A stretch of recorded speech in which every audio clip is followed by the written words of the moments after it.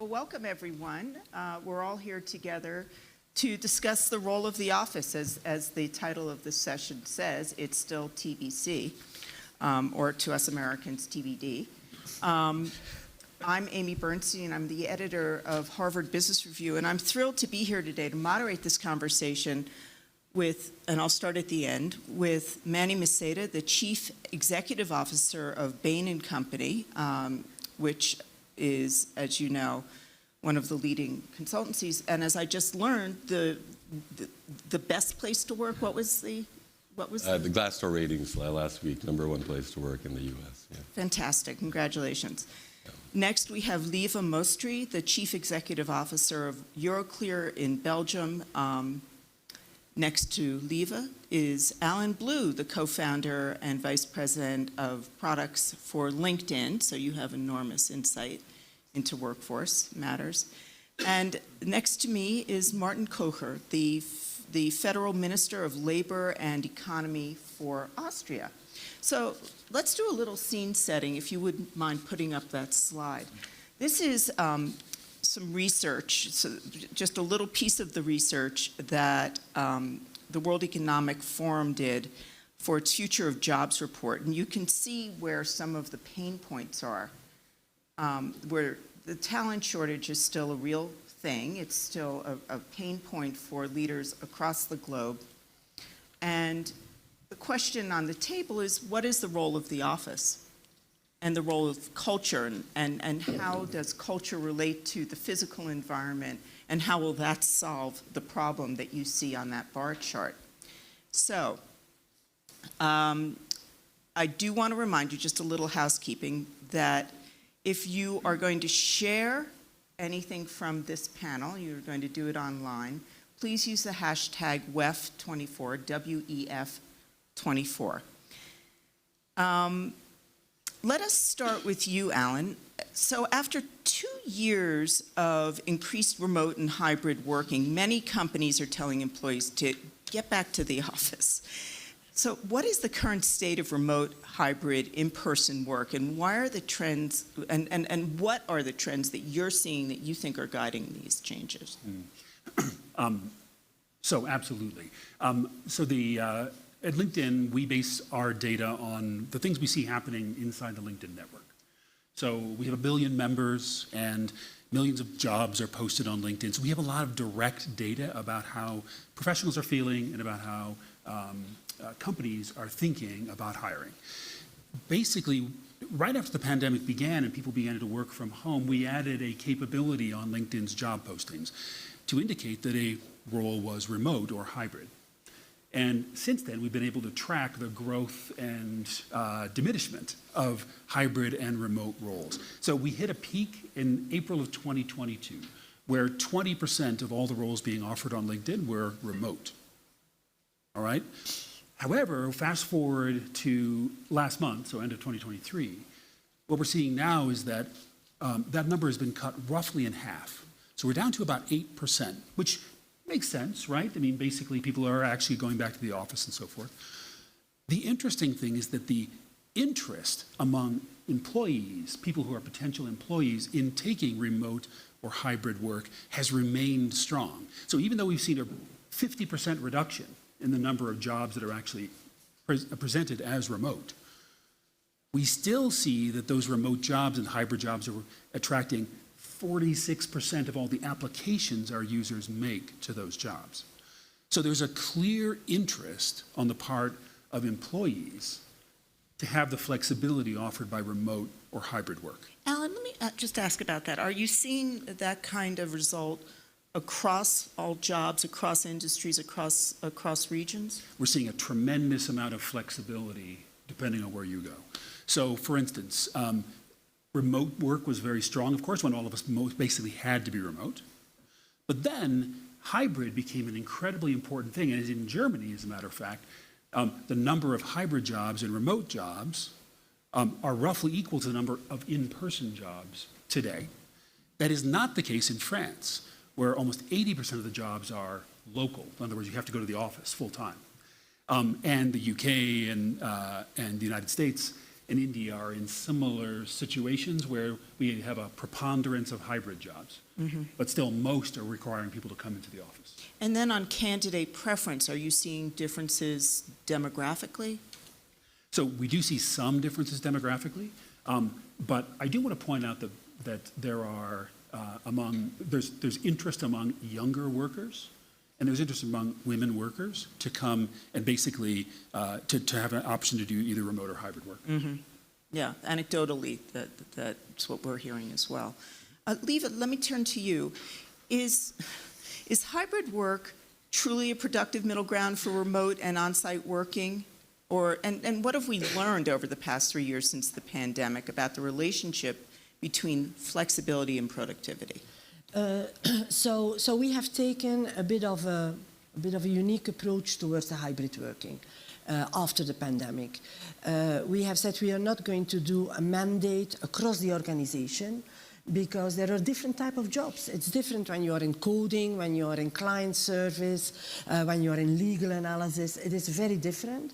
And so we have said to our people, we want you to take a team-by-team approach, taking 3 criteria into account. The first criteria being client service, that always has to go above everything. Secondly, the team's efficiency. And then thirdly, your personal preferences. And we have said that we would expect, just to remain connected to the company, a minimum presence of 4 days a month. So this was allowing quite a lot of flexibility to the different teams, and we see that the reality across the teams is different, and we think that is normal. And so we see, and it's for different reasons. It's the nature of the job. What we do see is that for newcomers to learn the job, it's much easier when they are in the office, when they see a number of colleagues, and we facilitate, and the teams facilitate for that. We see that for the very creative work in, for instance, early stages of projects, where you really do definition work, it is easier when people are together to do that. But on the other hand, we find it not very constructive to say to individuals that will be coding a full day behind their screen that they have to commute for an hour and a half up and down. We don't see the value in that. And this approach has helped us in a number of elements. We clearly see a huge increase in staff engagement. We have seen on before COVID and after COVID, when we do with constant methodology the polling, we have seen an increase with 13% points of engagement. So we think that is a very important element, because engaged staff, productivity measures as such are very difficult, but clearly engaged staff is more productive than disgruntled staff. So that is one dimension. We have also seen, maybe a bit different to what you say, so we are a 5,000 people company, and we recruit a lot every year because we are growing. We recruit a lot every year, and so we have seen that to recruit young people, this is really an asset. Having this element more of flexibility, it is really an attraction point in the war for talent that we can have on the labor market. But I would add also to your comment, Alan, on the differences between countries. Even within an international company like ours, we see those differences, but they're also related to something else.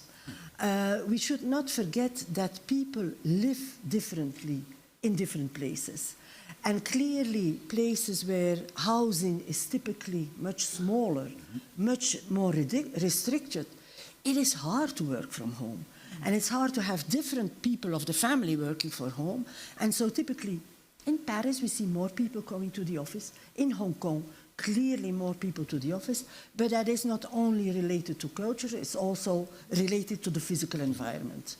So that is, for us, a positive experience in how we operate. But we've also heard that flexible work models really helped women who bear most of the family responsibilities, even if they're the main breadwinner, right? So how is that playing out at your organization? I think that is true, but the interesting thing is that we see also quite a lot of young men being happy and feeling in a safe place to say that they also want to benefit from this flexibility and have this possibility to contribute in the family. Because it is so much embedded in the culture and in the approach, they feel it's a safe place to also make use of that, and they do make use of it. Yeah, yeah. So Martin, let's take a more macro view. We'll pull the camera back. How can flexible workforce arrangements contribute to positive outcomes for economies and societies, and how does this relate to your context in Austria? Yeah, thanks for having me. First of all, I think we should say that about 60% of all the workforce cannot work remotely. So that's important. It's always, we're talking about a minority, but an important minority, and I think that's important to state. The first data we have on productivity in hybrid work or working remotely from home is actually quite positive. I think most companies see a positive effect, or at least no negative effect, on productivity, which is important because this was the fear that existed. Although I think it's also important to say that especially hybrid work is nothing new. I come from science originally. I think 15 years ago, I mostly unsuccessfully tried to work from home 1 or 2 days per week because it was very natural.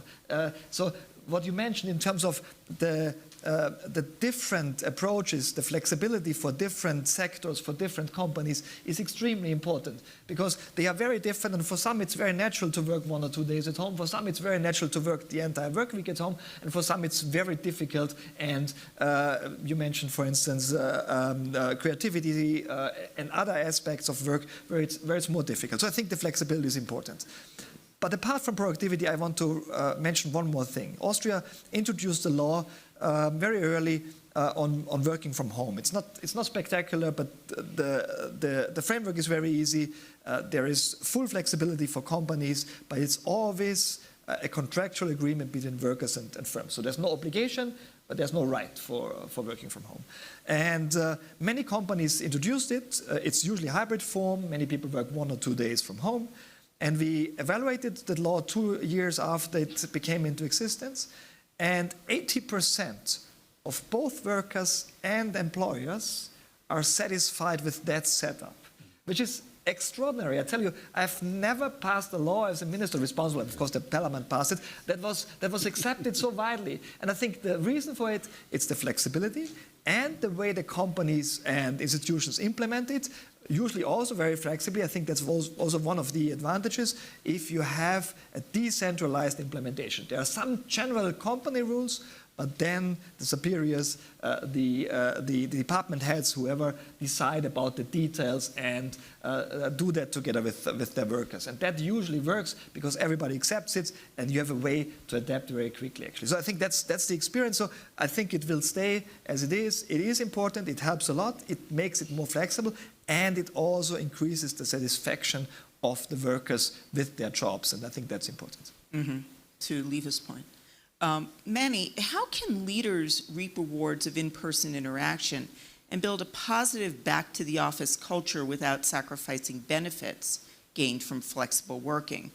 And we've discussed a number of those benefits. And then I want to ask you a few more questions, but let's start with that. No, thank you, Amy, and I'll just build on some of the comments earlier. We did a global survey of workforce preferences split between developing and developed countries, and flexibility was number 3 for both.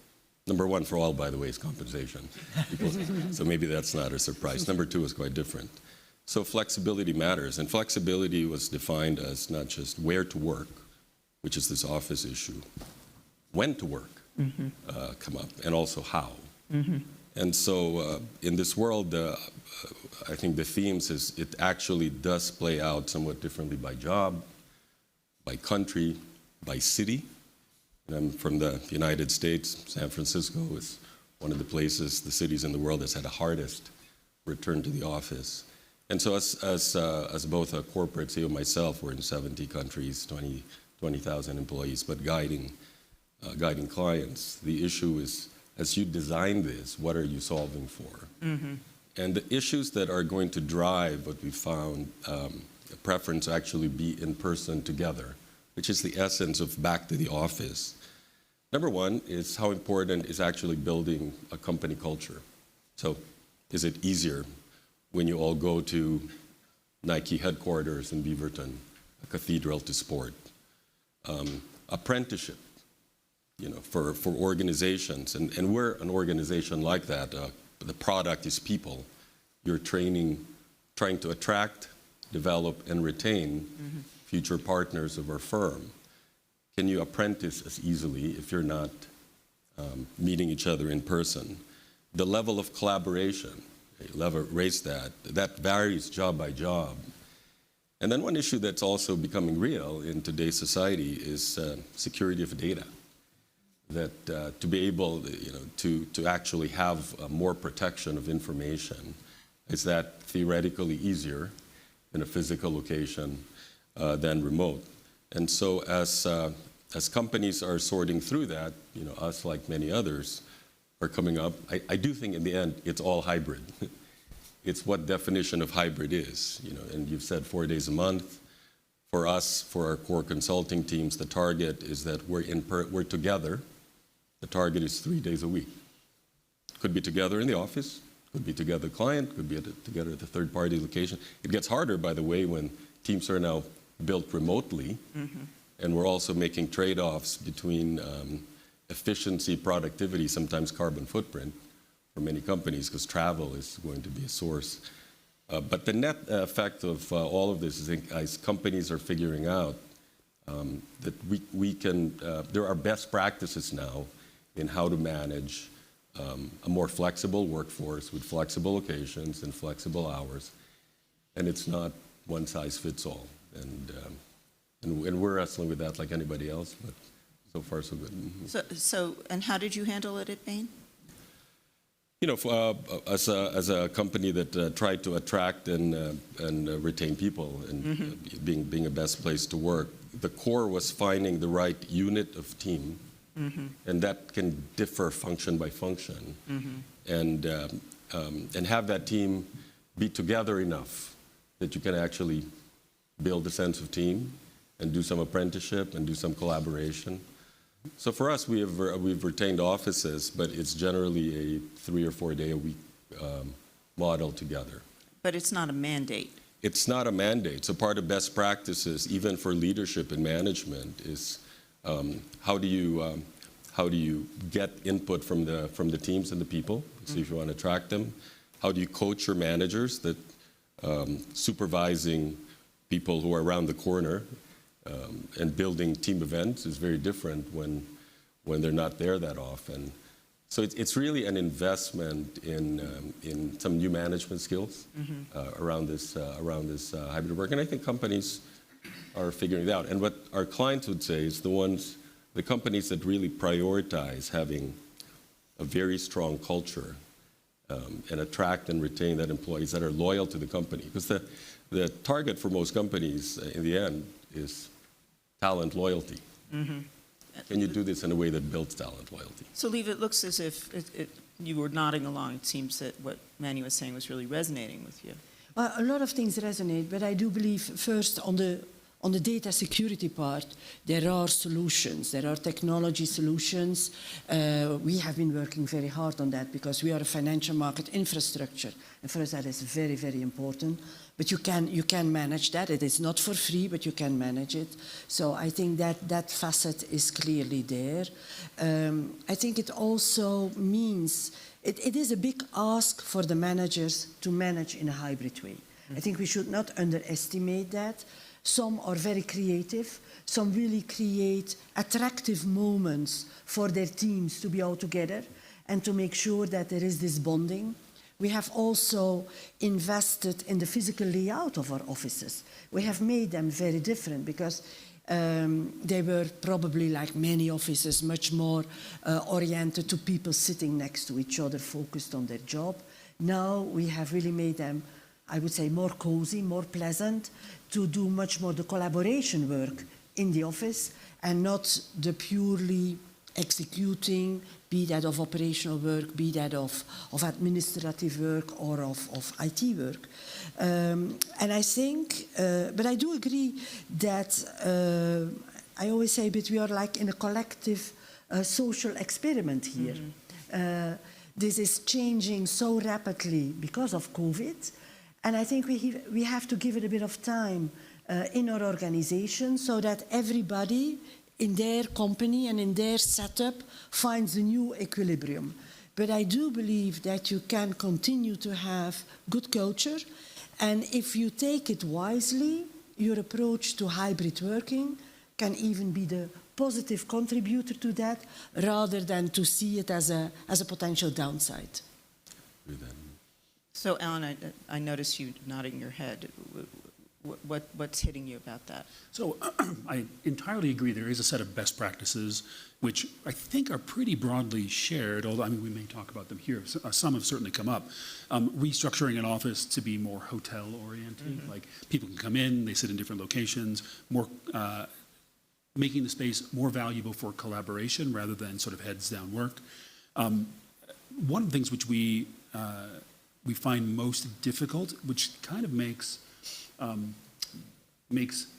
hybrid work kind of a self-fulfilling prophecy, is that going into the office without guarantee that you'll be able to find the people who you want to work with causes a real problem, because it makes it less likely for me to go in if I go in and then I spend all day on Zoom talking to people who are elsewhere. So figuring out a way to cluster not just certain days a week, but certain teams with certain kind of, I don't know if ritual is the right word, but certain kind of regularly scheduled behavior where they're supposed to come together so that every trip to the office is in fact worthwhile for me. And we tend to find that to a certain extent, and I certainly wouldn't want to speak for everybody, and your point is exactly right, this does not apply to all kinds of work. But we've got in the habit of all working together in an office up until the pandemic hit. And in a lot of cases, that was a fairly artificial environment. And we now have to think about, well, why would somebody want to come into work, and how do we make sure that's a real thing for them? And that's something which I think is a challenge to everybody who's managing and is unique to each culture. One thing, if I could jump in, is that there is a critical mass of activity if you are going to go in, which often happens at the office level, the neighborhood level, the city level. Because even if it's hybrid, and not to dwell on the city of San Francisco, where the last commercial real estate building was just sold a couple of weeks ago for 30% of what it went for pre-COVID. If it gets below that critical mass, then the attraction of actually coming into the office, and there's not many restaurants and there's not many people. So hybrid has to have enough volume, and it can influence designs of cities and neighborhoods. Yeah, and for our part, we had several buildings at our main campus. We closed down 90% of them and pushed everybody into one building. And it meant that was an incredibly busy, energetic building and worth visiting.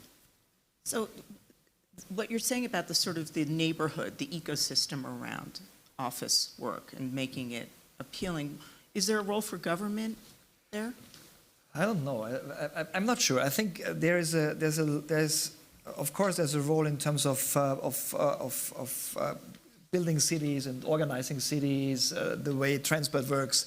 But it's mainly, I think, a role for the companies and the institutions to find their equilibrium. And I want to point out one more thing that has been mentioned, but I think it should be re-emphasized. You have certain trade-offs, and one of the trade-offs is really important in my view. People, and you said it, Ellen, people want to work remotely. So they respond to job ads where you offer them more remote work. But at the same time, we know that it reduces identification with the employer, and it makes it more likely that they leave soon, actually. And on the extremes, we see that very often, because if you work remotely the entire week, it doesn't matter who your employer is. You can just switch. Coders do that very often, actually. So companies have to find this equilibrium between actually offering attractive workplaces, remote work, and other flexibility, and at the same time make sure that people identify with the companies. And that's a difficult task in terms of organizing the workplace physically, but it's also a very difficult management task. And it, of course, applies at the same place to public institutions like a ministry. We have exactly the same tasks to solve. And it also implies, real emphasis on the relational skills, the leadership skills that are very hard to train and develop. Leva, have you had to think about your professional development efforts differently? Well, very clearly, we see that different managers have different capabilities to organize for that, to accept that, to change themselves, because this is also a big change trajectory for management. And so we have been giving support to management on a number of things there. Our HR department has been very active on it. And indeed, you still see some people that continue to have difficulty with it. But what we have refused to do, to the despair of some, we have refused to change an overall rule. As we really want it to be team by team, and we really want to be adjusted to the team dynamics and the team logic and the work logic within those teams, we've said, okay, if you think that you have a good reason, you will be able to convince your team, you will be able to have that dialogue, and you will divert from this overall rule. But you don't need an overall rule to organize your own team. So it's a lot to do with empowerment on the one hand, but accountability on the other hand. And we see some managers coping better with that than others. But it is management maturity as well. Does it also involve embracing the idea that culture takes place team by team? Is there still an overall organizational culture? Oh, I think there is perfectly possible an overall culture, because what we talk about is about team organization. It's not the culture that we make. It's about team organization that justifies one way to fill in the setup or another one. That is about organization. Culture is something different. Culture is much more to do with how do you adopt the purpose of the country, of the company, how do you adopt the values, do you speak the same language around that? So it's all the unwritten rules about how we behave around here, right? Yes, but behavior and organization is not necessarily the same thing in my view. Right, okay. So before we go to questions from you, let's go down the road, down the panel, and just in a few sentences, just say what you think the role of the office is going to be in the future. I'll start with you, Manny. I'd say for organizations that will continue to try to build a strong culture that creates talent loyalty, and that's not for everybody. The role of the physical location of the office has to be a key enabler for that. And there's certain jobs that you don't need to do that, and there's certain organizations that aren't going to try to do that. But for those that do, the office will continue to be an important role. Leva? I would say that I see the role of the office really as the port where the team comes together, where they rebond, they reconnect, they recheck the priorities, they recheck the way they organize themselves. So it's really this point of connection, of coming together at a number of intervals that can be different. But I see it as this point of connection across the teams, and I believe that it is for management and for organizations to create these good opportunities where people come together. Because I'm fully with you. If somebody comes on his own to the office just to sit behind the screen to do the video calls from there, it makes no sense. I think that one thing that's been fascinating to me about this entire thing is that it has caused management to be innovative about the way they think about things. So I look for new innovations about how to use the office, and much more how to make it into a place which emphasizes dynamic human interaction. How do you make it a truly amazing place to be? I think that the office is going to be in competition with working from home, and I think that's a good thing for the office. It's a very good point. That I think there will be a hybrid form for sure for many workers that can work remotely, and I think if the office succeeds in offering this fascinating and interesting environment, it will become even more important, because people in their leisure time are more and more socially disconnected physically disconnected because they use social media, they use online tools and everything else. They play computer games. They are in the virtual space. So they will long for the meeting of people. But the office has to offer this interesting environment. Then it will be successful. All right, let's go to the really great questions from you. If you want to raise your hand, we have someone with a mic who will come to you so you can speak. Yes, sir, in the third row. Thank you. Walter Mead with the Wall Street Journal. And one of the things that interests me about the discussion is, at least as I haven't heard much about the climate implications. I think it was mentioned by one of you, but it does seem of all the ways to reduce emissions, reducing that daily office commute is perhaps the most popular and certainly one of the most efficient. I just wonder what your thoughts are about that. Go ahead, Minister. I just wanted to mention one thing that's important. The daily commute is the aspect of life that creates most dissatisfaction with life. So that's something so it's not only about climate, it's also more about that. About climate, it depends a bit, of course, of the organization of the city. If my childcare is close to my office and I have to go there anyway, so it depends a bit. I wouldn't overestimate the effects, but it has, of course, an effect on climate. Yeah, I think what I'd add is that most people are looking at this at the same time as from a cost standpoint. One practical reality is generally, with everything we've done, there's less office space than there used to be.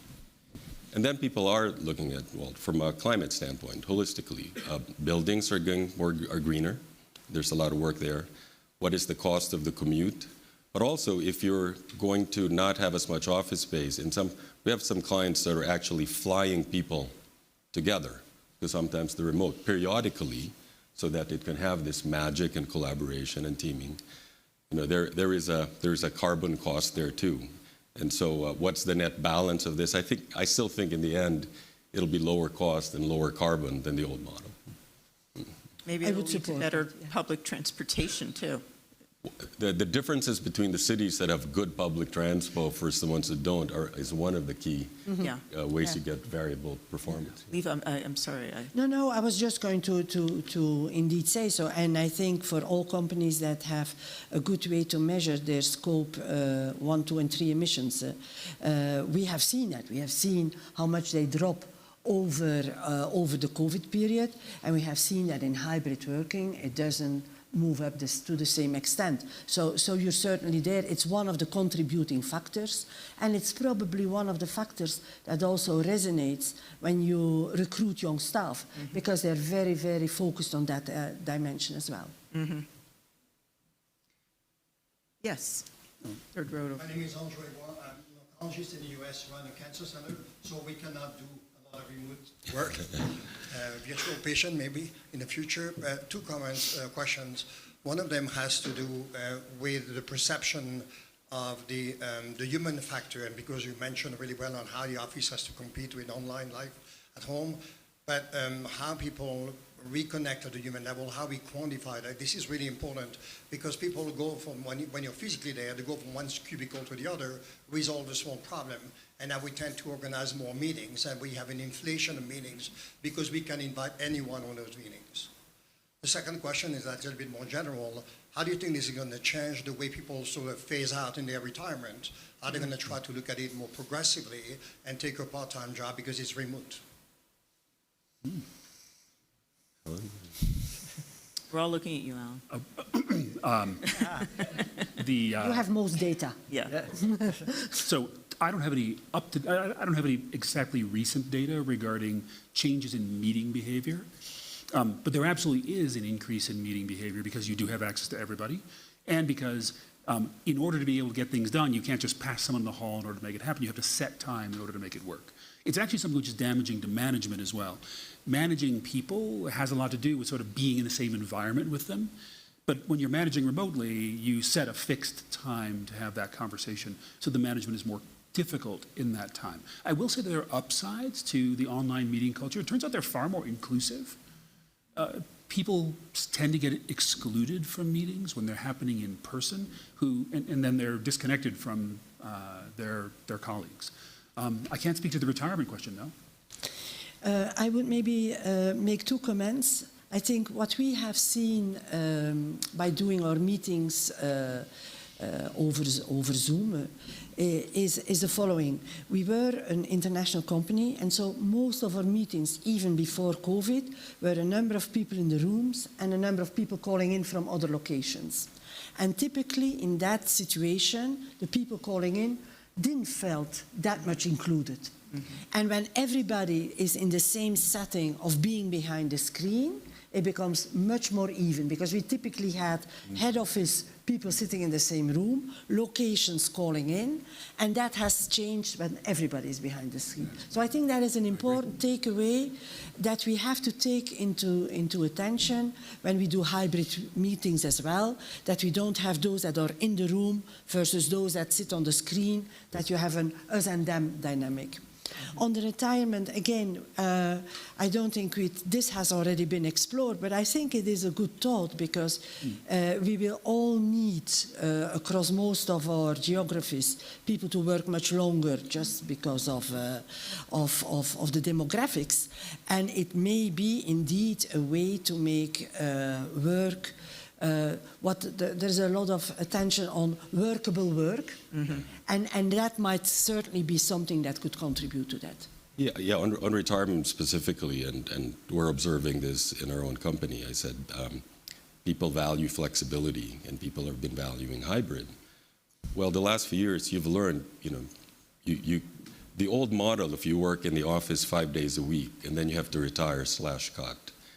In a world of more flexible work models, you can work 80%, you can work 6%, you can gig economy across multiple companies if you want, you can work from home.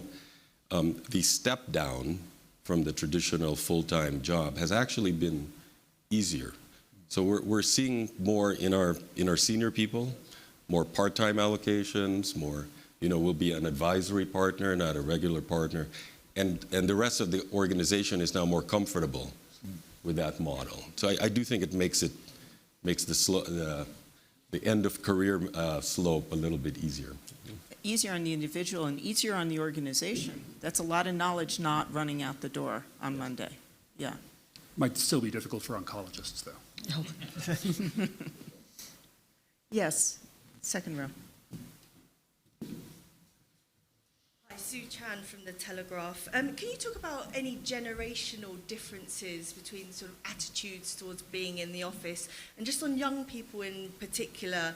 I mean, many of them are used to, in the past, learning on the job. Is there an extra training need? Because a lot of them, they can't learn from superiors in the office now. Well, I can speak to one finding we had from research we've done around this, is that young people who are taking their first job do not want remote work. They want hybrid work, because they want the flexibility to be able to spend 3 days in the office and to kind of ease into the world of work, or whatever other things are calls upon their time. But they need in connection with the people who are around them, and they feel the lack of it very strongly. So in general, hybrid is highly attractive and remote is not attractive at all. It was one of the things which we discovered when we were basically all fully remote. So yeah, at least that is 100% true. So typically from our experience, we recruit people, I would say, kind of in cohorts. And indeed, in the first months, there's a whole lot of training, and then they come much more to the office, and we encourage that, and we make sure that the people that give the training are then also in the office. So indeed, for training and for learning and for getting, I would say, on the rails of the company, so there the physical presence has its value and it has its advantages, but even then, when we leave a bit of flexibility during the week, if there is something, it is highly appreciated.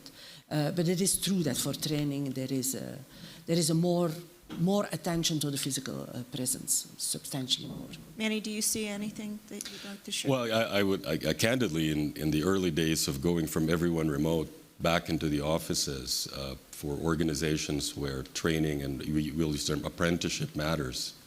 Yes, the young college grads wanted to come into the office and interact with the more senior people they could learn from.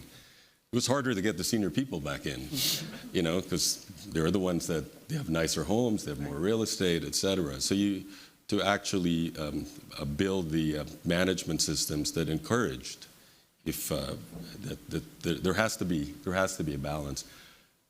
That took a little bit of work, and we're in much better space now than when we were all coming out of the remote period. Mm-hmm. Oh, I'm sorry. You're over there. I'm Brad Olsen. I'm an economist from New Zealand and one of the global shapers. I just wondered, does the physical location of the office change in the future? You know, do you always go back to the CBDs where space is expensive and similar, or do you start to see offices, because they're not as well populated, move out to the fringes? In New Zealand during the pandemic we saw massive shifts of population from our urban centres to provinces, and I just wonder if you think that not only will that happen with people's working from home, but also does the office location shift? Probably I can say a few words to that, if I may. So we see, and I think that's similar in other places of the world, pop-up community offices, for instance. So people don't want to work from home because conditions are not perfect, or they want to install everything. Security issues might matter.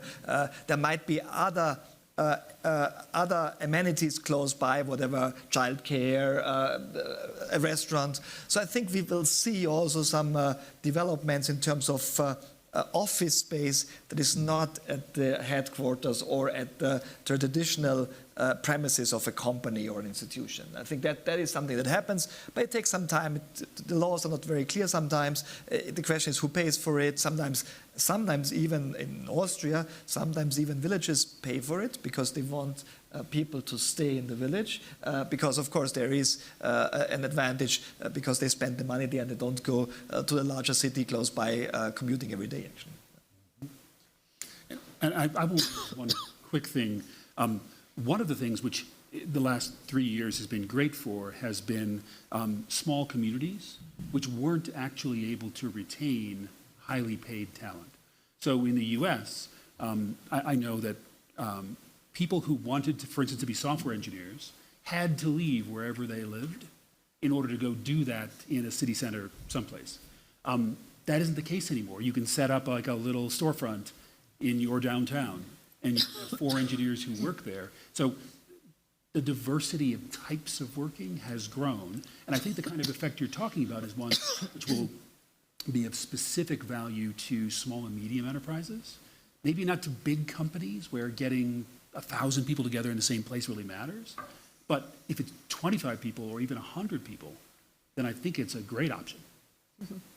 For us, it's maybe a bit different. I would say what we did in the past and what we continue to do, as we want this to be the place where people connect, where we bring more people together at the same time in order to have purposeful interactions in the office. We continue to privilege, because we are looking for a new office as we speak, but we continue to privilege proximity to public transport for the biggest part of the population. Because otherwise, if you accept hybrid work, but you don't look after that, you have even less chances to bring them together for the things that really matter. Any other thoughts? Well, unfortunately, we have to draw this to a close. Thank you so much for the conversation, for helping us see the physical office as a shaper and a reinforcer of culture, for helping us understand that, you know, now the office really has to compete with working at home, and so we all have to think differently about how we use our physical space. And then some of the best practices that really help to make work in the office work for everyone. I should mention that this discussion is an effort of the Good Work Alliance, a cross-country alliance of leaders working to improve job quality worldwide and provide flexibility and protection as part of the one of the pillars of the Good Work Framework, which is created by the Alliance. I think that QR code will take you to more information about the Good Work Alliance. Thank you so much, and thank you for your wonderful questions, and thank you to the panel. Thank you, Amy.